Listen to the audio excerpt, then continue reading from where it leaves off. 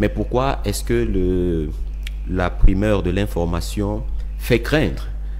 Quand je dis fait craindre, c'est pour dire en réalité qu'on n'est pas sûr que le RDPC craigne les cadres. Là, vous allez remarquer, il y a trois figures principales qui reviennent, les trois qui étaient déjà des adversaires politiques majeurs à l'élection de 2018. Je parle ici du deuxième à la candidature de 2018, le professeur Maurice Kamto. Je parle ici de l'honorable Cabral Libby, qui arrivait en politique de manière peut-être pas trop inattendue, mais l'écho qu'il a donné dans la première candidature était de nature à faire craindre naturellement au RDPC, puisqu'il est arrivé troisième. On a Joshua aussi, qui est aussi un adversaire politique de date et redoutable. C'est un homme très éloquent et qui fait ses classes depuis dans le SDF.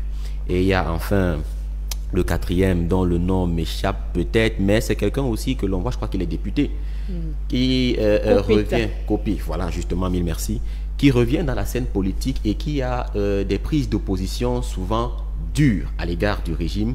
C'est un adversaire politique intéressant. Donc si les quatre se sont retrouvés à discuter ensemble dans la perspective de mettre en œuvre une démarche de coalition qui est en réalité dans le poumon même de la sphère politique au Cameroun, parce qu'on voit bien des alliances qui se mettent en mouvement.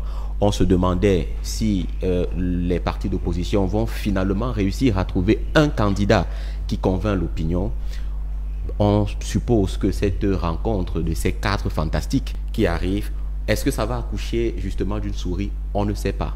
Nous souhaitons simplement pour nous autres Camerounais qui attendons cette échéance-là que de cette discussion qu'il y a eu, qu'il y ait un candidat qui pourra peser sur la balance pour que la critique ne soit plus facile à l'égard de l'ECAM, qui aujourd'hui est fondée parce qu'on estime, à tort ou à raison, qu'elle favoriserait par ses actes ou par le régime en place. Mais je crois que le jeu politique est fait, et le fait qu'il se soit retrouvé à quatre pour discuter prouve déjà qu'il est possible qu'il y ait une alternance, parce que la discussion est encore possible, au moins dans l'opposition. On attend voir.